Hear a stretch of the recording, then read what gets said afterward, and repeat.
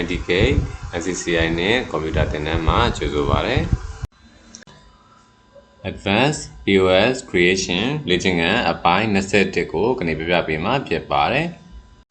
ဟုတ်ပြီကျွန်တော်တို့အရင်တစ်ပတ်ကလေ့ကျင့်ခန်းမှာတော့ကျွန်တော်တို့ရဲ့ဒီပေါက်ချာတစ်ခုမှရှိတယ်ကျွန်တော်တို့ရဲ့ဒီစရင်းဘယ်နှခုရှိလဲဆိုတဲ့ဟာကိုကျွန်တော်စစ်တဲ့နည်းလေးကိုကျွန်တော်ပြောခဲ့တာဖြစ်တယ်ပေါ့နော်။ဒီ count item နဲ့ကျွန်တော်တို့ဒါဆက်စစ်ခဲ့တာပေါ့နော်။အဲဒါ count item နဲ့စစ်တဲ့အခါမှာကျွန်တော်တို့ဒီ count item ကိုဘာအတွက်သုံးမှာလဲဆိုတော့ကျွန်တော်တို့ဒါဆက်ချင်းပေါ့လေကျွန်တော်တို့ရဲ့ဒီစရင်းကိုပြန်ရှာတဲ့နေရာမှာကျွန်တော်သုံးမှာဖြစ်ပါတယ်နော်။ဟုတ်ပြီအဲဆိုကနေကျွန်တော်တို့ဒီ date တိုင်းအတွက်လိုတဲ့ဟာတွေကိုကျွန်တော်ထည့်တော့မယ်ပေါ့နော်ဒီဟာကတော့တားနေတော့ထူးခြားမှုမရှိဘူးဒါပေမဲ့ဒီမှာတော့ date တိုင်းနဲ့ date နဲ့နှစ်ခုကျွန်တော်ထည့်ထားတယ်ပေါ့လေအဲ့ဒါလေးကလည်းဒါဘာအတွက်လဲဆိုတာတော့ကျွန်တော်တို့ဒါနောက်ရက်တမှာပဲကျွန်တော်တွေ့လာမှာပေါ့နော်အဲဆိုကနေကတော့ကျွန်တော်ရဲ့ဒီ customer name တွေ address တွေ phone number တွေ man တွေရေးရတယ်ကတော့ကျွန်တော်အကုန်လုံးပေါ့လေဒီကျွန်တော်တို့ဒီသက်ဆိုင်ရာ column တွေထဲမှာကျွန်တော်တို့ထည့်မှာဖြစ်တယ်ပေါ့နော်ဒါဆိုရင်ကျွန်တော်တို့ကဒီမှာဆိုရင်ဒီ noun ဆိုတဲ့ဟာကတော့ကျွန်တော်တို့ဒီမှာတော့ခွန်းတော့ကျွန်တော်တစ်ချက်ပြောတယ်မျိုးပေါ့နော်ဒီ date နဲ့ date တိုင်းနဲ့ကျွန်တော်နှစ်ခုရေးထားတယ်ပေါ့ဒါပေမဲ့ကျွန်တော်ရဲ့ဒီမှာဆိုရင် noun တစ်ခုပဲရှိနေတာပေါ့အဲ့ဒါတော့ကျွန်တော်တို့ဒီထက်ကနေမှကျွန်တော်ကဒီရက်စွဲတစ်ခုကိုကျွန်တော်ယူလို့ရမရဘူးကျွန်တော်ဒါတစ်ချက်အချိန်ကြီးအောင်ပေါ့နော်ဒီ noun နဲ့ကနေမှကျွန်တော်ကရက်စွဲပုံစံကိုဘယ်လိုယူမလဲဆိုတဲ့သဘောတရားပေါ့လေအဲ့ဒါကျွန်တော်တို့ဒီမှာဆိုရင်ဘာကိုသုံးမလဲဆိုတော့ဒီ noun equation လေးရနေပြီးတော့မှကျွန်တော်တို့ဒီရက်စွဲတစ်ခုကိုကျွန်တော်ကဆွဲထုတ်တဲ့နည်းလေးကိုကျွန်တော်တစ်ချက်ဆန်းကြည့်မယ်ပေါ့နော်ဆွဲကြည့်တဲ့အခါမှာကျွန်တော်တို့ရဲ့ရက်စွဲပုံစံရမလားမရဘူးလားကျွန်တော်တစ်ချက်ကြည့်မယ်ပေါ့နော်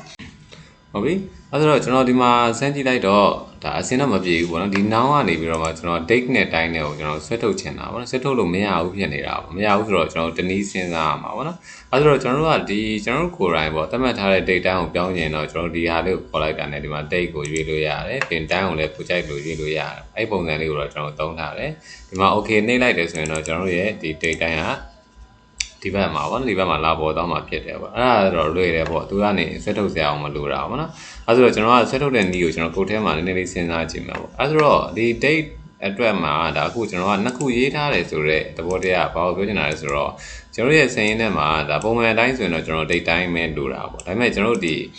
့ဒီစရင်းကိုပေါ့ကျွန်တော်တို့ဒါ filter နဲ့ပေါ့ဒါမှမဟုတ် advanced filter နဲ့ကျွန်တော်စရင်းတွေကိုပြန်ပြီးတော့ခွဲထုတ်တိုက်တဲ့အခါမှာတော့ကျွန်တော် date လေးပါမှအဆင်ပြေမှာဖြစ်တဲ့ကြောင့်မို့ကျွန်တော် date ကိုပါကျွန်တော်လိုချင်တာဖြစ်တာပေါ့နော်ဒါပေမဲ့အဲ့ date ကလည်းကျွန်တော်တို့သတ်မှတ်ထားတဲ့ဒီရက်စွဲတစ်ခုနဲ့ပုံမှန်တူမတူကိုတော့ကျွန်တော်တစ်ချက်ကြည့်ရမှာပေါ့နော်ကဲဒါဆိုရင်ကျွန်တော်ကကုတ်ထဲမှာသွားပြီးတော့တစ်ချက်စဉ်းစားကြည့်ရအောင်ဒီကုတ်ကလေးကိုနော်ဘယ်လိုလေးရမလဲပေါ့နော်အဲ့ဒါဆိုကျွန်တော်က module တစ်ခုကျွန်တော်ခေါ်လိုက်မယ်right click insert module ပေါ့နော် module တစ်ခုခေါ်ရမယ်သူရဲ့ name ကိုတော့ကျွန်တော်ကဒီ get date ဆိုပြီးတော့ကျွန်တော်ရေးလိုက်မယ်ပေါ့နော် get date တစ်ခုပေါ့နော်ဒါတော့ကိုကြိုက်တယ်လို့နာမည်တစ်ခုပေးလို့ရပါတယ်နော်အဲ့ဒါ set get date function ပေါ့နော်အဲ့တော့အဲ့မှာဆိုရင်ကျွန်တော်က date တစ်ခုကိုကျွန်တော်ကဒီ string တစ်ခုတည်းကိုကျွန်တော်ထည့်လိုက်မယ်ပေါ့ dim date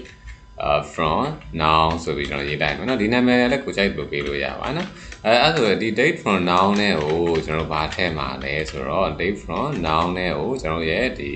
ဟာလာထည့်မှာပေါ့နော်ဒီမှာရှိတဲ့ဒီ equation ကိုကျွန်တော် sorry ဒီစာကိုလာထည့်မှာပေါ့နော် d2 ပေါ့ d2 မှာရှိတဲ့ဟာပေါ့နော်ရှေ 1.range d2 dot value ဆိုပြီးကျွန်တော်လာထည့်မယ်ပြီးရင်ကျွန်တော်တစ်ချက်စစ်ကြည့်အောင်နော်မှန်လားမှားလားသိအောင်နော်အဲ့တော့ကျွန်တော်တို့ break point ဖန်လိုက်မယ်လေးနေလိုက်တာနဲ့ဒီထဲမှာလာပေါ်တယ်ပေါ့ဒီမှာဆိုရင်6ရက် sorry 6လ3ရက်လို့ပေါ်တယ်ထင်တာပဲเนาะဒီမှာဆိုတစ်ချက်ကြည့်ကြည့်အောင်เนาะကျွန်တော်ရေးလိုက်တဲ့လကဒီဘက်မှာဘယ်လိုလာပေါ်နေလဲဟုတ်တယ်ဗျ6လ3ရက်လို့လာပေါ်ဒီမှာရှိတဲ့စာအတိုင်းတော့မပေါ်ပေးဘူးเนาะဒီမှာထူးခြားမှုတစ်ခုကျွန်တော်တွေ့ရပြီเนาะဘာလို့လဲဒီကုတ်ထဲကိုရောက်တော့တဲ့အခါမှာကျွန်တော်ရဲ့ဒီလရက်နှစ်အတိုင်းပဲကျွန်တော်လာပြီးတော့ပေါ်တာကိုကျွန်တော်တွေ့ရတယ်ပေါ့အဲ့တော့ဒီစာကိုကျွန်တော်က test တစ်ခုအနေနဲ့ပြောင်းပြီးတော့ရှင်တော့ left function နဲ့တော့ထုတ်လို့ရတယ်ပဲဒါဆိုတော့ဒီကျွန်တော်ကဘာလဲဆိုတော့တစ်ခါကြရင်လည်းရှိတယ်ပေါ့ Excel ဘက်မှာရှိတဲ့လုပ်ငန်းစဉ်တွေကဒီအလုံးမလုံးနိုင်တော့ရင်ကိုယ့်ရဲ့အကူအညီကိုယူတာပေါ့နော်ဒါဆိုကျွန်တော်ဒီစာကိုဒီ Excel ရဲ့ဒီတနေ့ရမှာကျွန်တော်သွားပြီးတော့ရေးလိုက်မယ်ပေါ့ဒီ file ရဲ့အောက်လေးကိုပဲကျွန်တော်သွားရေးပြလိုက်မယ်နော်ဒီမှာဆိုရင်ဒီ13မှာကျွန်တော်ရေးလိုက်မယ်ပေါ့နော်ကျွန်တော် date ဆိုပြီးတော့ကျွန်တော်ယူလိုက်မယ်time ဆိုပြီး sorry ယူလိုက်မယ်ပေါ့အဲ့နှစ်ခုကိုကျွန်တော်ခွဲထုတ်မှာပေါ့နော်ခွဲထုတ်ခြင်းတဲ့အခါမှာကျွန်တော်ဒီထဲကိုပေါ့တရံတိုင်းပေါ့ဒီကတော့တရံတိုင်းပြီးတော့ရေးရတရံတိုင်းအောင် test ပုံစံမျိုးပေါ့စာပုံစံမျိုးနဲ့ကျွန်တော်ပေါ်ရအောင်ပေါ့နော်ဒီ30မှာပတ်ထည့်မှာနော် B30 ပေါ့အဲ့တော့ရှေ့ 1.range B30.value is equal to date from now ဒီအပေါ်ကနာမည်ကိုကျွန်တော်ခောက်ထည့်လိုက်တာပေါ့နော်ဒီမှာဆိုရင်ကျွန်တော်ကဒီမှာရှိတဲ့ဟာတွေကိုကျွန်တော် test ပုံစံအနေနဲ့ပဲကျွန်တော်ကထားမယ်ပေါ့ဟုတ်ပြီနော် test ပုံစံအနေနဲ့ပဲထားလိုက်ဘာလို့ဆိုစာအနေနဲ့ပဲကျွန်တော်ရှိချင်တာဟုတ်နော်ဒီ30ကို test ပြောင်းထားမယ်ပြီးတော့ဒီကုတ်ကို run လိုက်မယ်ပေါ့တစ်ချက်နှိပ်လိုက်ရင်ကျွန်တော်ရဲ့ဒီရှိ30မှာဒီဟာလာရောက်လာမယ်ပေါ့နော်ဒီပုံစံမှာပဲကျွန်တော်ကတော့ now ကိုရေးလိုက်တယ်ဆိုရင်ဒီ left function နဲ့တုံးလို့မရဘူးပေါ့လိုမျိုးပေါ့ကဲခုကျွန်တော် left function နဲ့တစ်ချက်စစ်ပြမနော်ဒီဟာလေးကိုနော်ကျွန်တော်လိုချင်တဲ့ပုံစံရမရအောင်ကျွန်တော်တစ်ချက်သိချင်တာပေါ့နော် left လေးနဲ့ကျွန်တော်စစ်လိုက်မယ် left ရဲ့သဘောတရားကျွန်တော်ရဲ့ဒီအပေါ်မှာကိုရှာခြင်းနဲ့စာပေါ့လေ sorry ကိုဘယ်ဘက်ကနေပြခြင်းနဲ့ဆိုတော့ဖြတ်ပြခြင်းတာပေါ့နော်ကဲခုကျွန်တော်ဒီမှာ10လို့ရိုက်လိုက်မှာပေါ့ဖြတ်ပြခြင်းတဲ့ကဏ္ဍက10အထိပေါ့ကောင်းပြီးလှုပ်လိုက်တာနော်ဒီရှေ့မှာရှိတယ်6လ3ရက်2022ကိုဒါကျွန်တော်ကောင်းလိုက်တော့10အထိပြခြင်းတာအဲ့ဒါကျွန်တော်ဘယ်လိုပုံလဲကြည့်ကြည့်အောင်ဒါဆိုရင်ကျွန်တော်ရဲ့ရက်စွဲမှန်တယ်ပေါ့သူနောက်မှာကျွန်တော်10ကိုကျွန်တော်17လို့ပြောင်းလိုက်မှာနော်17လို့ပြောင်းလိုက်ရင်တော့9လေးပါလာပြီပေါ့လိုမျိုးပေါ့ကျွန်တော်က17မဟုတ်ဘူး10ပဲအဲ့မှာကျွန်တော်ကဒီ6ရက်မဟုတ်ခဲနဲ့ပေါ့နောက်ထပ်ရက်တစ်ခုကိုကျွန်တော်အစားသွင်းလိုက်မနော်ဒီမှာလည်းရက်ဆွဲလည်းပေါ်နေတယ်ဆိုတော့ကျွန်တော်ကဒီရက်များလေးကိုကျွန်တော်လိုလိုက်ယူလိုက်မယ်ပေါ့နော်12ရက်ဒီမှာလည်း12လို့ကျွန်တော်ယူလိုက်မယ်ပေါ့12နော်ပြီးတော့ okay ပေးလိုက်မယ် okay ပေးလိုက်တာနဲ့ကျွန်တော်ဒီမှာလာတော့မချိန်သေးဘူးเนาะဘာလို့လဲကျွန်တော်ဒီမှာကုတ်မှာချိန်မှာကျွန်တော်ကချိန်မှာနော်ပလေးတစ်ချက်နှိပ်လိုက်ရင်ကျွန်တော်ရဲ့ဒီမှာလာပြီးတော့ချိန်မယ်ဒါဆိုစနစ်ပဲဒါဆိုမှန်တယ်ပေါ့ကျွန်တော် left နဲ့ရေးလိုက်တဲ့ခါမှာကျွန်တော်ရဲ့ဒီ date ကိုရသွားပြီအဲ့ဒါ date ကိုရောက်သွားပြီဆိုတော့ date ကဘယ်နဲ့ထိပဲတော့10အထိပဲပေါ့ဟုတ်နော်ဒီဘယ်ဘက်ကနေစရင်တော့10အထိပဲပြမယ်လို့ကျွန်တော်တို့ပြောရတယ်တူတူပဲနော်အဲ့ဆိုတော့ကျွန်တော်တို့ဒီဘက်ကနောက်ကတိုင်းလေးကိုကျွန်တော်လိုချင်တာပေါ့ဆိုတော့တိုင်းကိုကျွန်တော်ခွဲထုတ်ချင်တာပေါ့ဒါပေမဲ့ဒီမှာတော့မလိုတော့ဘူးဗျဘာလို့ကျွန်တော်ကဒီ save file ထဲမှာဒီမှာ date တစ်ခုပဲကျွန်တော်လိုအပ်တာလေ date တစ်ခုပဲလိုအပ်တာဘာလို့လက်ရှိရောက်နေတဲ့ date ကိုကျွန်တော်ကရှာချင်တာပေါ့နော်လက်ရှိရောက်နေတဲ့ date ကိုလိုချင်ရင်ဒီထက်ကိုလာပို့လိုက်ရုံပဲပေါ့ကျွန်တော်က date စစ်ချင်လည်းဒီပုံစံတိုင်းလာပြီးတော့စစ်လို့ရအောင်ဟုတ်နော်ဒါတော့ကျွန်တော်က date တစ်ခုပဲလိုတာဖြစ်တဲ့အတွက်ကြောင့်မို့ date ရရင်ကိုရပြီဒီ date ကိုကျွန်တော်ကပုံစံပြောင်းလို့ရသေးလားကျွန်တော်ပြောင်းကြည့်မယ်နော်ဒါတော့စာအနေနဲ့ပဲပေါ်နေလား date အနေနဲ့ပေါ်နေလား general အနေနဲ့ပေါ်နေလားကျွန်တော်ကြည့်လိုက်မယ် short date ပြောင်းလိုက်မယ် short date ပြောင်းလိုက်ပြီမဲ့ပြောင်းလဲခြင်းမရှိဘူးဗျဒါဆိုရင်တော့ကျွန်တော်အနေနဲ့တစ်ချက်သတိထားစရာပေါ်လာပြီပေါ့ကျွန်တော်လိုချင်တာ date ပုံစံတစ်ခုအနေနဲ့ကျွန်တော်လိုချင်တာဒါပေမဲ့ကျွန်တော်တို့ဒီမှာ save မှာကျွန်တော်စင်းသွင်းတော့မှာလေsave မှာစင်းသွင်းတဲ့အခါမှာကျွန်တော်က date ပုံစံတစ်ခုကိုကျွန်တော်ပြချင်တာအဲ့ဒါဒီမှာတစ်ချက်ကြည့်ကြည့်မယ်နော်ကျွန်တော်အခုရေးလိုက်တဲ့ပုံစံကရက်လားနှစ်လားလရက်နှစ်လားကျွန်တော်ဒါပြဿနာတော့နည်းတက်ပြီပေါ့ဘာလို့ဆိုတော့ဒီမှာဆိုရင်ကျွန်တော်ရေးလိုက်တဲ့ဟာက12 December 2022လို့ပေါ်နေတာပေါ့နော်ကျွန်တော်ဒီမှာလည်း12ပေါ်နေတာပေါ့ဒါကတော့ကျွန်တော်ကစနစ်နှလုံးထပ်သွားတာပေါ့နော်အခုကျွန်တော်စနစ်ကို10လို့ပြောင်းလိုက်မယ်နော်ပြီးကျွန်တော် play တစ်ချက်နှိပ်မယ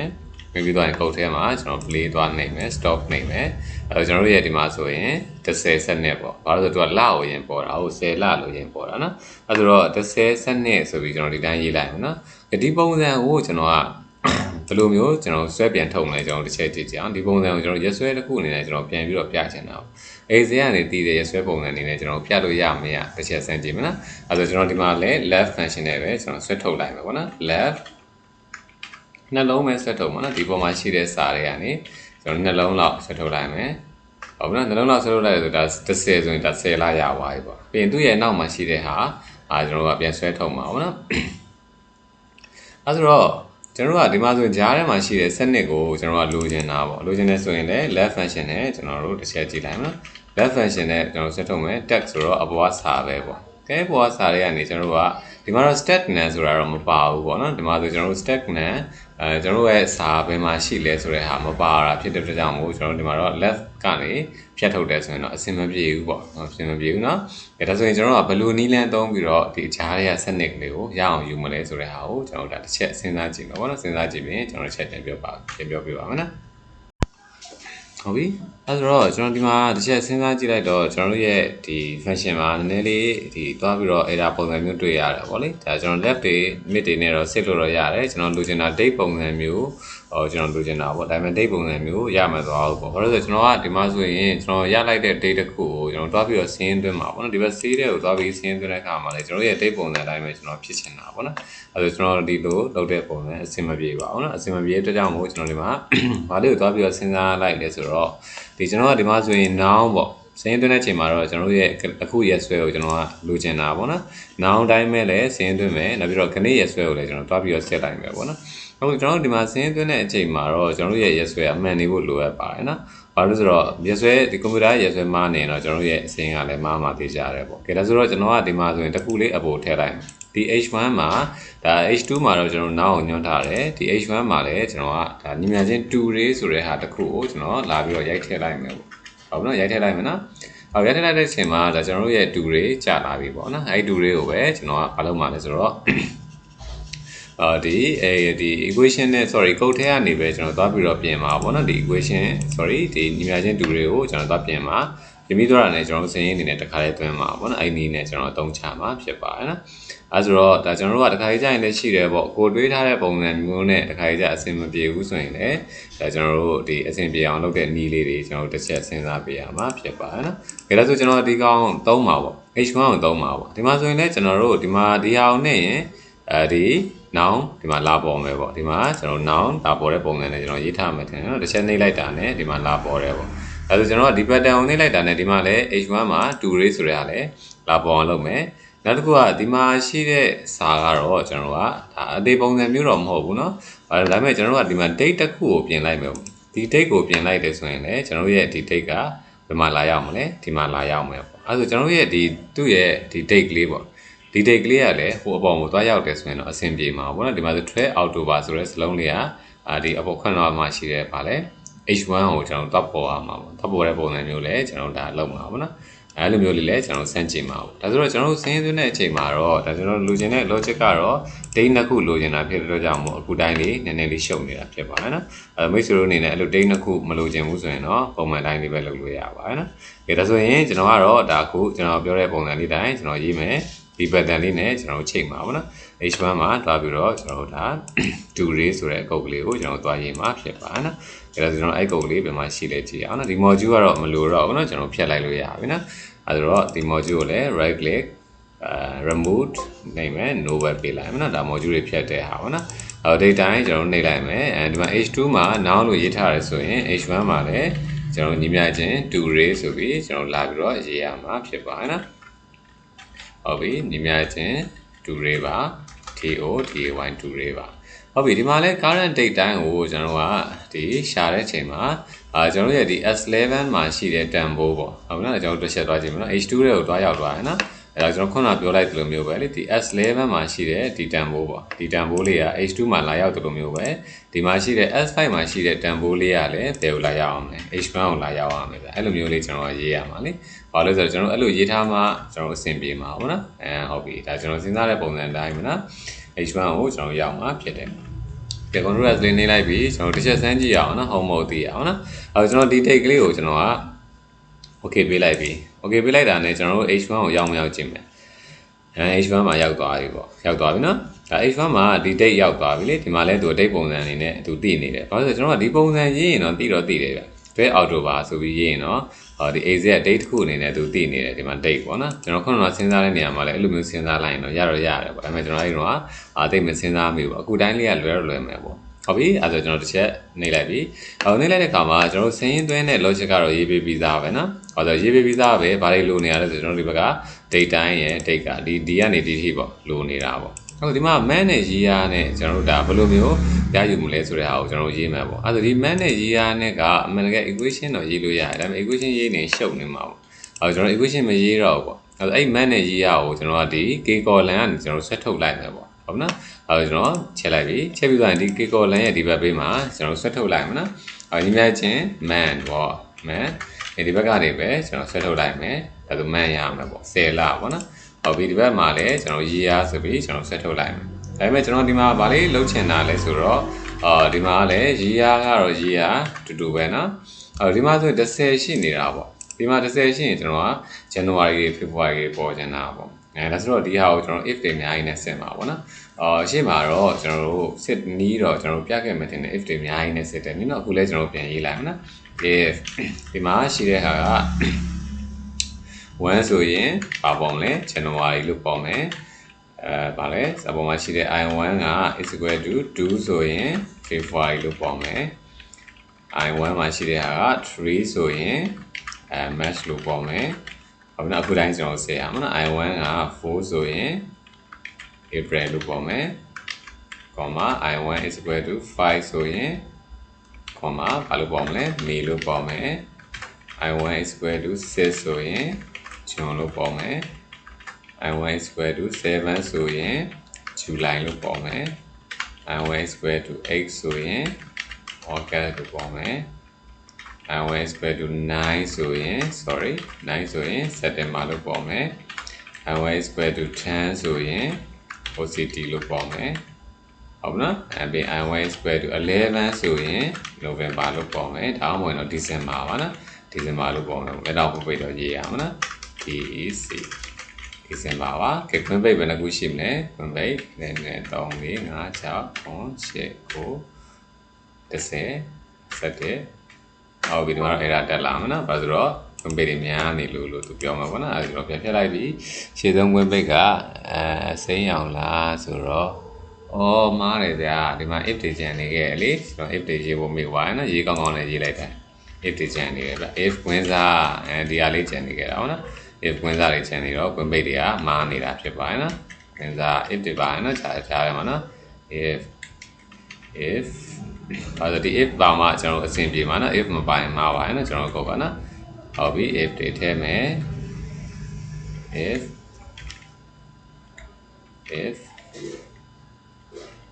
ရှိမှကျွန်တော်ကွင်းစားပါမှာလေအဲ့ဒါမှကွင်းပိတ်တွေအများကြီးရေးမှာနော်ဟုတ်ပြီပြင် I11 ဒီပဲ if ပါနော်ဟုတ်ပြီအရှိဆုံးကအနက်ကွင်းဆိုမှန်သွားပြီအဲ့ဒါနေလိုက်ရင်ဒါအော်တိုပါပဲပေါ်သွားမှာပါနော်ကဲဒါဆိုရင်ကျွန်တော်ကဒါလေးကိုရေးရခြင်းရည်ရွယ်ချက်ကတော့ကျွန်တော်ဒီလလေးကိုဒီအော်တိုပါဆိုတဲ့လလေးကဒီဆေးမှာပေါ့ဒီမဲ့ရဲ့အောက်မှာလာပေါ်မှာပေါ့အဲ့ပုံစံလေးနဲ့မို့ကျွန်တော်ရေးလိုက်တာဖြစ်ပါတယ်နော်ကဲဒါဆိုရင်ဒီမှာလည်းညီမချင်းအပေါ်က2020ကိုကျွန်တော်ညားလေးနဲ့ညွှန်လိုက်မယ်ပေါ့နော်ကဲဒါဆိုကျွန်တော်စင်းသွင်းတဲ့အခါမှာဒီ I2 နဲ့ J2 နဲ့ကလည်းစင်းသွင်းရမယ်အထင်မှာပါတယ်ပေါ့နော်ကဲဒါဆိုရင်ကျွန်တော်စင်းစသွင်းကြည့်အောင်ပေါ့နော်အဲ့တော့ကျွန်တော်လိုတဲ့ဟာတွေကတော့အခုတိုင်းကျွန်တော်ထည့်ပေးရမယ်လို့မှတ်ထားပေးရမှာဖြစ်ပါတယ်နော်။ကဲဒါဆိုကျွန်တော် code ဖတ်ကိုသွားရအောင်ပါ။အဲ့တော့ insert scope ကိုပဲကျွန်တော်သွားမှာဖြစ်ပါတယ်နော်။အဲ့တော့ insert scope က record data တွေက insert data ပေါ့နော်။ကဲဒါဆိုရင်ကျွန်တော်တို့ဒါအရှိမတော့ကျွန်တော်တို့ဒီကောက်နေရောဒီ auto တွေရောကျွန်တော်ရေးခဲ့တယ်ဆိုတော့သိတာတော့သိနေလာပြီပေါ့နော်တော်တော်များပေါ့နော်။အဲ့တော့တိတ်တော့ဒါနည်းနည်းတော့ခက်မယ်ပေါ့လေဒါပေမဲ့တေချာလေးတော့လိုက်ပြီးတော့ကြည့်ထားပေးရမှာဖြစ်ပါတယ်နော်။ဒါဆိုကျွန်တော်တို့အခုဒါဘယ်ကနေဘယ်ထိကျွန်တော်စင်းသွင်းမလဲဆိုတော့ဒီဘက် save ဘက်ကိုလာကြည့်မယ် date time နဲ့ date နဲ့အကုန်လုံးသွင်းလို့ရရနော်ကျွန်တော်ကဒီမှာနမူနာလေးသွင်းပြပေးမယ်ပေါ့တူတူပါပဲ။ကျွန်တော်ရဲ့ date time ကဘယ်မှာရှိတဲ့ date time ကိုကျွန်တော်ယူရမလဲတစ်ချက်စဉ်းစားရမှာပေါ့နော်။ date time ကိုအရင်သွင်းလိုက်မယ်ပေါ့။ဆိုတော့တစ်ခုချင်းစီပဲကျွန်တော်စင်းသွင်းသွားတာအကောင်းဆုံးပါပဲနော်။ဟုတ်ပြီကျွန်တော် date time ပေါ့ for date time ဆိုပြီးကျွန်တော်ရေးလိုက်မယ်နော်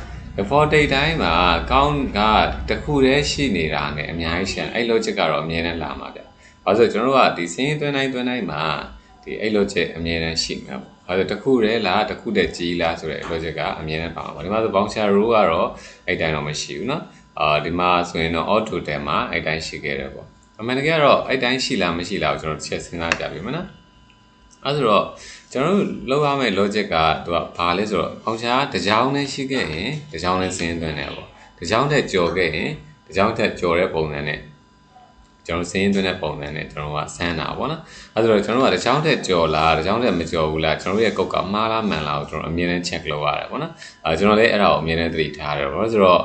ဒီကျွန်တော်အမြဲတမ်းစစ်လိုက်တိုင်းမှာတစ်ကြောင်းကပြဿနာတက်တာပေါ့နော်တစ်ကြောင်းထက်ကြီးတဲ့ဟာပြဿနာမတက်ဘူးပေါ့တစ်ကြောင်းဆိုတာကောက် item ကိုပြောတာနော်ဒါဆိုကျွန်တော်ဒါလေးကို copy ကူးလိုက်မယ်နော်အပေါ်မှာရှိတဲ့ copy ကူးလိုက်မယ်အဲ့တော့ for date time ပဲကျွန်တော်ရေးလိုက်မယ်ပေါ့ကောက်ရတဲ့1ဖြစ်ခဲ့မယ်ဆိုရင်ဟုတ်ပြီနော်ကျွန်တော်ဒီမှာဆိုရင်ဘယ် column မှာထည့်မှာလဲ i column မှာကျွန်တော်ထည့်မှာပေါ့နော် i column မှာထည့်မယ် i column မှာဘယ်ကတန်ဖိုးကိုကျွန်တော်ထည့်မှာလဲဆိုတော့ဒီမှာရှိတဲ့ဒီဟာပေါ့ဒီမှာရှိတဲ့ဘာလို့ဒီ2မှာရှိတဲ့တန်ဖိုးကျွန်တော်ထည့်မှာပေါ့နော်အဲ့တော့ကျွန်တော်ဒီ2လို့ကျွန်တော်ရေးလိုက်ပြီဒီ2မှာရှိတဲ့ day and time ကိုကျွန်တော်ထည့်မှာနော်ဒါတစ်ကြောင်းဆိုရင်ဒါ day time ကျွန်တော်ထည့်လိုက်ပြီပေါ့အဲ့တော့တစ်ကြောင်းနဲ့ကြီးရင်ဆိုတဲ့ဟာကိုကျွန်တော်လာမှာပေါ့အဲ့တော့တစ်ကြောင်းနဲ့ကြီးရင်ဆိုတဲ့ပုံစံမျိုးမှာဘယ်လိုတစ်ကြောင်းနဲ့ကြီးရင်လဲဒါကျွန်တော်လာမှာလေအဲ့တော့ဒီမှာဆိုရင်ကျွန်တော်တို့ခုထည့်ချင်တာတော့ dash တွေမပါတော့ဘူးနော်အဲ့တော့ဒီ dash ကိုကျွန်တော်ကဖျက်လိုက်လို့ရပြီပေါ့ ဒါပေမဲ့ dash ဖြတ်လိုက်လို့ရပြီဆိုရင်မှကျွန်တော်ကမဖြတ်သေးဘူးပေါ့ဘာလို့လဲ dash ထည့်လိုက်တဲ့စာကြောင်းနဲ့အောက်ကစာကြောင်းတွေမှာကျွန်တော်ကဘာကိုဖြတ်ရမှာလဲဆိုအောက်ကစာကြောင်းကိုဖြတ်ရမှာလေဘာလို့လဲဆိုကျွန်တော်က2ဆိုတဲ့ဟာလေးကိုလိုချင်တာလေဒီအပေါ်မှာရှိတဲ့2လေးကိုလိုချင်တာကျွန်တော်က i colon နော် i colon ဆိုတော့ i ပေါ့နော်ဟုတ်ပြီအဲ့ဆိုကျွန်တော်ဒီမှာတစ်ချက်သတိထားရမယ်ကျွန်တော်ခုကူးလိုက်တာ auto တွေကြီးကိုကူးလိုက်တာနော် auto တွေဆိုရင်ကျွန်တော်ဘယ်လိုထည့်ထားတာလဲ excel ဘောက်တစ်ချက်တော့ပြန်ကြည့်ဒီတိုင်းထည့်ထားတာပေါ့ auto တွေကကနန်းက sorry dash ကအရင်လာတာနော်ကနန်းကိုနောက်ဆုံးပိတ်မှာထည့်ထားတာနော်အဲ့တော့ကျွန်တော်ရဲ့ dash ကအရင်လာတဲ့ dash ပေါ့ဒါဆိုကျွန်တော်ခုဒီမှာ dash ဟို equation မှာကျွန်တော်ရေးနေတာနော်ဟို dash equation မှာရေးနေတယ်ဒီမှာ count item ကို -1 လို့ကျွန်တော်ကလုပ်လိုက်တာကျွန်တော်ရဲ့ဒီနောက်ဆုံးပိတ်ကနန်းနောက်ဆုံးပိတ် row ပေါ့ဒီမှာရှိတဲ့ sorry ဒီအောင်ပြလို့မရအောင်နော်နောက်ဆုံးပိတ် row မှာကျွန်တော်ကကနန်းလာထည့်တဲ့ပုံစံကိုကျွန်တော်ရေးထားတာပေါ့အဲ့ဆိုတော့ဒါကျွန်တော်တို့ကဒီ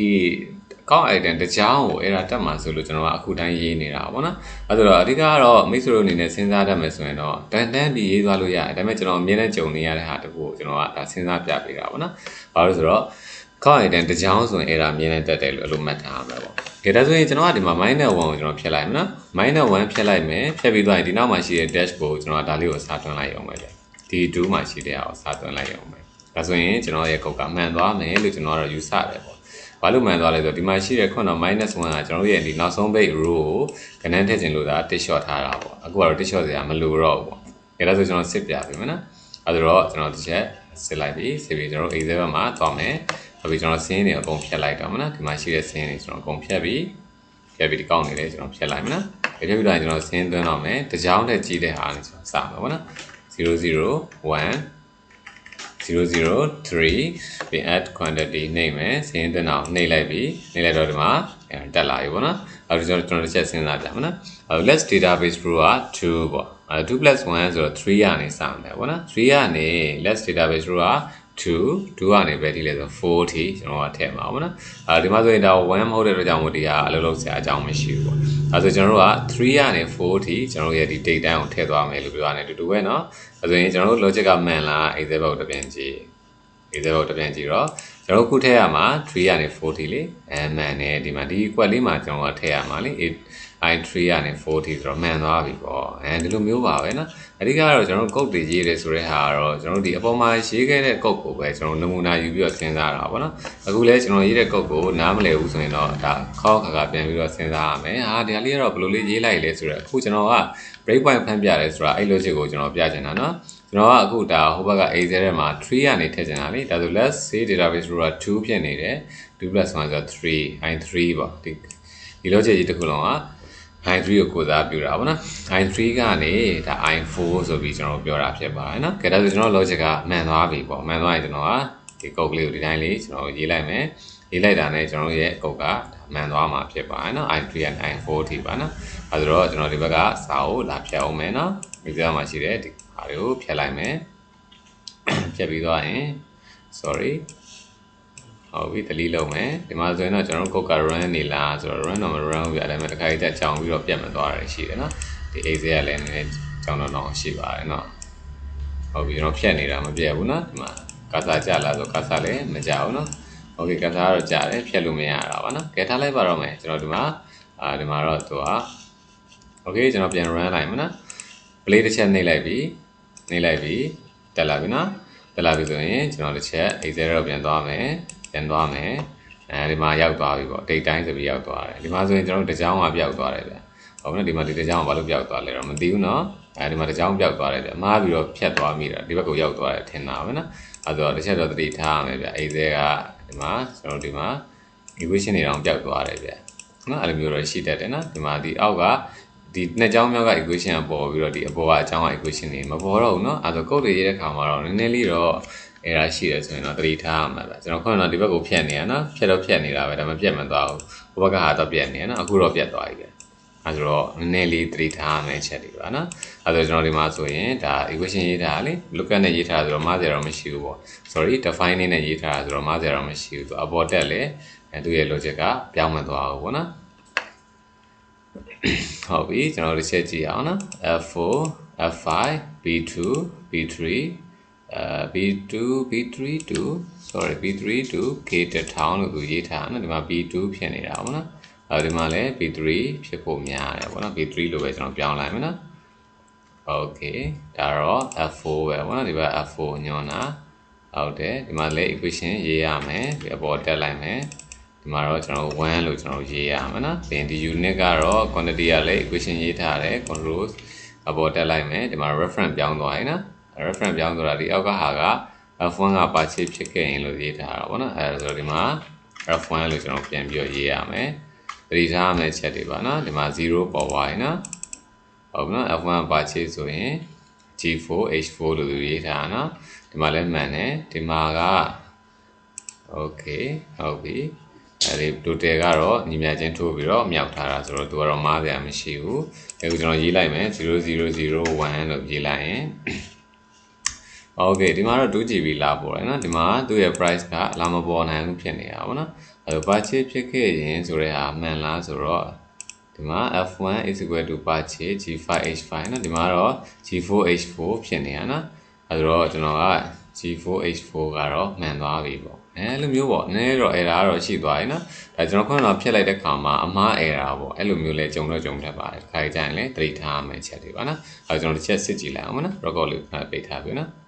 Okay ပါကျွန်တော်တို့ရဲ့ဒီဘက်က G column တွေပါကျွန်တော်ပြတ်သွားတာအောင်တွေ့ရပါတယ်เนาะသတိထားမယ့်အချက်တွေပါเนาะကျွန်တော်တို့ဒီမှာဆိုရင်ကုတ်ရင်းနဲ့ဟိုက break point တော့ဖန်လိုက်တာပေါ့လေကျွန်တော် break point ရက်လိုက်တဲ့အချိန်မှာဒီမှာလာပြီးတော့ဖြတ်လို့မရဘူးဆိုပြီးကျွန်တော်စွန့်နေနေတာပေါ့နော်နေလိုက်တော့ဒီမှာဒီလို error တွေတက်လာတာပါเนาะအဲဆိုတော့တစ်ချက်သတိထားမယ့်အချက်ပါเนาะဒီမှာဆိုရင်တော့ကျွန်တော်တို့ဟိုဘက်က break point ကလုံးနေပါတယ်ဆိုပြီးအခုဒါ error လာတက်တယ်ပေါ့နော်ဟုတ်ပြီဒါဆိုရင်တော့ကျွန်တော်တို့ဒါအခုကတော့အဆင်ပြေသွားပြီပေါ့လေကျွန်တော်အခုဒါ total တစ်ခုပဲမပေါ်တော့တာပေါ့နော် control C control V နေလိုက်မယ်total quantity မပေါ်သေးလို့ပါနော် quantity ထည့်လိုက်မယ် quantity ရောက်သွားပြီပေါ့နော် okay ပြန်ကြည့်အောင်တစ်ချက်နဲ့ဆိုပြတ်သွားပြီနော် okay ဆေးထဲမှာကျွန်တော်ပြတ်သွားပြီပြန်ပြီးတော့ဆင်းသွင်းကြည့်အောင်ပေါ့နော်0001 0003ပြီး quantity ကျွန်တော်ထည့်လိုက်မယ်ထည့်ပြီးသွားတယ်ကျွန်တော်ဒါဆင်းသွင်းကြည့်မယ်ပေါ့နော်ဆင်းသွင်းလိုက်ပြီသွင်းလိုက်တော့ဒီမှာ break point လာဖမ်းထားတယ်ဆိုတော့ break point ရှိနေတယ်အဲဆိုကျွန်တော်အခုပြောချင်တာတော့ဒါ date time တစ်ခုကိုကျွန်တော်နမူနာလေးပြလိုက်တာပေါ့နော်ကျန်တဲ့ဟာတွေလည်းကိုတိုင်းထည့်ကြည့်လို့ရပါတယ်နော်ဒါတိတ်တော့မခက်တော့ပါဘူးနော်အခုနောက်ထည့်တဲ့ဟာလေ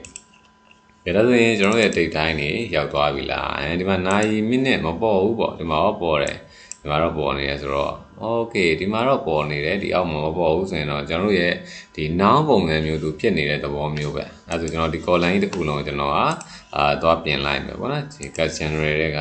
move number format တွေကိုသွားမယ်custom တွေကိုသွားမယ်ဒီမှာတော့ general ကြီးပေါ်နေတာအဲဆိုကျွန်တော်တစ်ချက်ကြည့်အောင်ဗျအဲ့ဒီမှာကျွန်တော်တို့ကစာအနေနဲ့ကျွန်တော်လာထည့်ထားတာလေအဲ့ဆိုကျွန်တော်ဒီမှာ test ပုံစံပြောင်းလိုက်တော့မနော်ဟော test ဖြစ်မှအဆင်ပြေမှာဗျ test မဖြစ်ရင်ကျွန်တော်ရေးချင်တဲ့စာမပေါ်ဘူးဗျဟုတ်နော်ဒီမှာလာပြီးပြန်ဖြတ်ကြည့်အောင်နော် delete ပြန်နေမယ်ပြန်နေပြီးတော့ပြန်သွားမယ် insert ပြန်လုပ်ကြည့်မယ်ပေါ့ insert လုပ်လိုက်တာနဲ့ကျွန်တော်တို့ scene ကိုဖြတ်သွားလားဆိုတော့တစ်ချက်ကြည့်အောင်နော်နေလိုက်ပြီး scene ပြတ်သွားပါမယ်နော်လာပေါ်သွားပြီဗျာနော်ကျွန်တော်ခုနကပြောလိုက်တာဒါ test မဟုတ်တဲ့အတွက်ကြောင့်မို့သူပေါ်ချင်တာပေါ်နေတာနော်အခုကျွန်တော် test လေးပြောင်းလိုက်ရောကျွန်တော်လိုချင်တဲ့စာတော့ရောက်လာပြီပေါ့အဲဆို date time ကတော့ကျွန်တော် noun လို့လည်းရေးတာမဟုတ်ဘူးเนาะဒီမှာဆိုရင်တော့စာအနေနဲ့ပဲကျွန်တော်လာထည့်တာဖြစ်ပါတယ်เนาะ date လည်းအမှန်တကယ်တော့အဲ့တိုင်းပဲဖြစ်ရမှာဗျဒါပေမဲ့ကျွန်တော်က date ကိုတော့ date ပုံစံအနေနဲ့ပဲကျွန်တော်လိုချင်တာပေါ့အဲဒီမှာဘယ်လိုပေါ်မလဲကျွန်တော်တစ်ချက်ကြည့်အောင်เนาะအဲဆို date ကိုကျွန်တော်ရေးကြည့်အောင်ကဲဒါဆိုရင်ကျွန်တော်ကဒီမှာ date တိုင်းရသွားရင် date တွေကတော့မခက်တော့ဘူးဗျအခုတိုင်းပဲရေးအောင်မယ်လေ copy တွေကူးလိုက်ရုံပဲเนาะအဲဆိုမိတ်ဆွေတို့လည်းစမ်းကြည့်ပေးပါကျွန်တော်ဒီမှာနှစ်ခုလုပ်ပြပေးမယ်เนาะ copy ကူးလိုက်မယ်ပြီး enter နှိပ်ပြီးအော်ဒီကြောင်းကကျွန်တော် date အတွက်ရေးလိုက်မယ်ပေါ့အခု date ဆိုရင်ကျွန်တော်ကခုနကဆိုကျွန်တော်ပြောခဲ့တာပေါ့ h1 မှာရှိတဲ့ဟာ date ပေါ့ h1 မှာရှိတဲ့တန်ဖိုးထည့်မယ် i column ဟုတ်သေးလားဆို i column မဟုတ်တော့ဘူးเนาะ j column ဖြစ်သွားမယ်အဲဒါတော့ဒီမှာရှိတဲ့ဟာက j column ဒီသူနောက်မှာရှိတဲ့ဟာ j column ပြီးရင်ကျွန်တော်ရဲ့တန်ဖိုးကနောက်ဆုံးဘက်က h1 ဖြစ်ဖို့လိုတာပေါ့နော်ဒါလေးပါပဲဗျ h1 เนาะအဲကျွန်တော်ထည့်လိုက်ပြီး contrast နှိပ်လိုက်ပြီးအဲကျွန်တော်ဟိုဘက်ကိုပြန်သွားမယ် exit ဘက်ကိုပြန်သွားပြီးတော့ scene လေးပြန်သွင်းကြည့်အောင်001 004 okay add quantity scene သွင်းပြီးလာကြည့်ပြီးdate လေးလာပေါ်သွားပြီပေါ့ဟုတ်ပြီဒီ date ကကျွန်တော်သိထားတဲ့ date နဲ့တူလားကြည့်အောင် home နဲ့ကိုပြန်သွားကြည့်မယ် date ဗျဒီမှာဆို date နဲ့တူတယ်ဗျဘာလို့ဆိုကျွန်တော်တို့ကဒီ copy ကူးပြီးတော့မှထည့်လိုက်တဲ့ပုံစံတော့မဟုတ်ဘူးเนาะဒါပေမဲ့ကျွန်တော်တို့ထည့်လိုက်တဲ့ပုံစံဒီ h2 မှာရှိတဲ့ date ကိုပဲဒီမှာလာထည့်တာပေါ့အဲဒါကျွန်တော်ဒီ date ကိုပုံစံပြောင်းလို့ရလားပြောင်းကြည့်လိုက်မယ်ပေါ့ home နဲ့သွားမယ်ကိုလိုချင်တဲ့ပုံစံလေးပြောင်းကြည့်လိုက်မယ်ပေါ့နော် number format ထဲက date ထဲကိုသွားမယ်ကျွန်တော်ပို့ချင်တာရက်လနှစ်နဲ့ပေါ်ချင်တာဆိုရက်လနှစ်နဲ့ပေါ်ပြီးတယ်ဗျဒါဆိုရင်တော့အဆင်ပြေတယ်ဗျကဲဒါဆိုရင်အခုတိုင်းလေးကျွန်တော်ထည့်ကြည့်ပေးပါကျွန်တော် date တိုင်းမှာတော့ဒါ error နည်းနည်းတော့ရှိခဲ့ပေမဲ့အခုကတော့ error မရှိတော့ဘူးပေါ့နော်ဘာလို့ကျွန်တော်အကုန်လုံးပေါ်ချင်တာနော်ဒီမှာကတော့အပေါ်က2ကြောင်းကကျွန်တော်ခွန်းတော့မထည့်ခဲ့လိုက်တဲ့2ကြောင်းပါနော်ဟုတ်ပြီပြန်စမ်းမယ်3ကြောင်းထည့်ပြမယ်နော်ဒီခေါက်က 00100030004 add quantity ထည့်မယ် send ပေးမယ်တော့ကြည့်အောင်ဒါဆိုတိတ်တွေပါထည့်သွားတာကိုကျွန်တော်တွေ့ရမှာနော်ဒီမှာလဲကောင်းကမှန်သွားပါပြီနော်ကဲဒါဆိုရင်တော့ကျွန်တော်ခဏတော့ဒီလောက်ပါပဲဗျာကျွန်တော်ရှုပ်ကြတဲ့မှာတော့ဒါစဉ်းစားရတာနဲ့ခက်တဲ့ပိုင်းလေးတော့ကျွန်တော်ခုနတော့ပိုင်းကျွန်တော်ဖြည့်ရှင်းခဲ့လိုက်တယ်ပေါ့နော်မိတ်ဆွေတို့အနေနဲ့လည်းတခြားလေးစမ်းကြည့်စေချင်ပါတယ်နော်မရတာရှင်းလည်းပြန်မေးလို့ရပါတယ်နော် Advanced POS creation လေ့ကျင့်ခန်းအပိုင်း21အတွက်ကတော့ခဏဒီလောက်ပါပဲဗျာကျွန်တော်တို့ရဲ့ Advanced POS သင်ခန်းစာများကိုလေ့လာတဲ့အတွက်ကျေးဇူးတင်ပါတယ်ကျွန်တော်တို့ဒီမှာဆိုရင်ကျောင်းသားတွေလေ့လာတဲ့အခါမှာကျွန်တော်တို့ဒီတစ်နေ့ပေးခဲ့တဲ့သင်ခန်းစာတွေကိုတစ်နေ့တစ်ခြားလေးလုပ်မယ်ဆိုရင်ကျွန်တော်တို့ဒီ POS မျိုးမဆိုကျွန်တော်တို့ဒါရေးနိုင်မှုရအတွက်ဒါအထောက်အကူဖြစ်မှာပါเนาะကျွန်တော်ကလည်းဒီမှာ POS ပုံစံတွေအများကြီးကိုကျွန်တော်ပြပြပေးသွားမှာဖြစ်ပါတယ်เนาะမသိတာရှင်လည်းကျွန်တော်တို့ဒါမေးလို့ရပါတယ်အဲဆိုတော့ကျွန်တော်တို့ဒီမှာဆိုရင်ဒီ POS လေ့ကျင့်ခန်းတွေမှာဆိုရင်ကျွန်တော်တို့လွယ်ကူတဲ့ POS ပုံစံမျိုးကိုကျွန်တော်အသုံးပြုထားတာဖြစ်တဲ့အတွက်ကြောင့်မို့ကျွန်တော်ဒါမိတ်ဆွေတို့အနေနဲ့လည်းဒီချာလေးလိုက်လုပ်ပေးရဆိုရင်ကျွန်တော်ရမှာပါနော်အဲဆိုကျွန်တော်တို့ရဲ့မိတ်ဆွေများကလည်းဒီကျွန်တော်လေ့လာမယ်ပေါ့နော်ကျွန်တော်တို့ရဲ့ဒီ Excel ကိုပို့ပြီးတော့မှလေ့လာမယ်ကျွန်တော်တို့တင်တဲ့သင်ခန်းစာများအပါအဝင်ကျွန်တော်တို့ဒီမှာရှိတဲ့ Excel ဒီလေ့ကျင့်ခန်းတွေသင်ခန်းစာတွေကိုထပ်လေ့လာရင်လည်း Excel နည်းပညာများပို့ပြီးတော့တိုးပွားပါစေလို့ကျွန်တော်ဆုမွန်တောင်းပေးလိုက်ပါတယ်နော်